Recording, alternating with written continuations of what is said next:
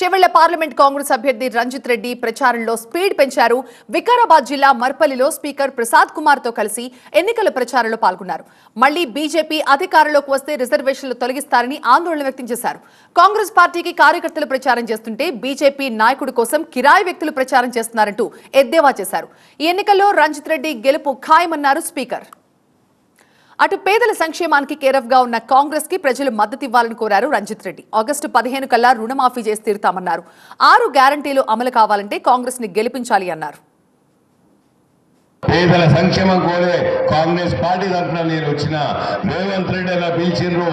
రేవంత్ రెడ్డి అనే చెప్పిండ్రు రాబోయే రోజుల్లో పేదరిక నిర్మూలన కావాలంటే ఏవైతే 6 గ్యారెంటీలు ఉన్నాయో 6 గ్యారెంటీలు అమలు చేద్దాం, రుణమాఫీ చేద్దాం, ఇవన్నీ చేద్దామన్నారు. నిజంగా ఆ రోజు 6 గ్యారెంటీలు అమలు చేస్తా అన్న పెద్దలు రేవంత్ రెడ్డి గారు చెప్పినప్పుడు ఇది అమలుకు ఆచరణ సాధ్యమా అనుకున్నాం. కానీ చేసి చూపెడుతుండ్రు. ఇవాళ 2 అమలవుతున్నాయి. వేరే రాష్ట్రంలో మిగతా జిల్లాలో అమలై ఇక్కడ కాబోతున్నాయి.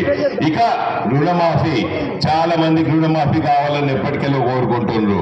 వైఎస్ రాజశేఖర రెడ్డి గారి పేరు నుండి చెప్తున్నారు. అప్పటికెళ్ళి ఇప్పటి వరకు 2 లక్షల రుణమాఫీ ఆగస్టు 15 రోజు తప్పకుండా చేస్తానన్నారు.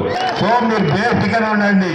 రుణమాఫీ గురించి కావచ్చు, 500 రూపాయల సిలిండర్ కావచ్చు, 200 యూనిట్ల కరెంటే కావచ్చు, ఇవన్నీ 500 రూపాయల సిలిండర్ ఈ నెల వచ్చే నెల రాకున్నా 200 యూనిట్ లైన్ మ్యాన్ డబ్బులు అడిగినా బిల్లు కట్టినా ఆ బిల్లు పైసలు మేము ఇస్తామన్నా ఆ గ్యారంటీ మేము చెప్తున్నాం.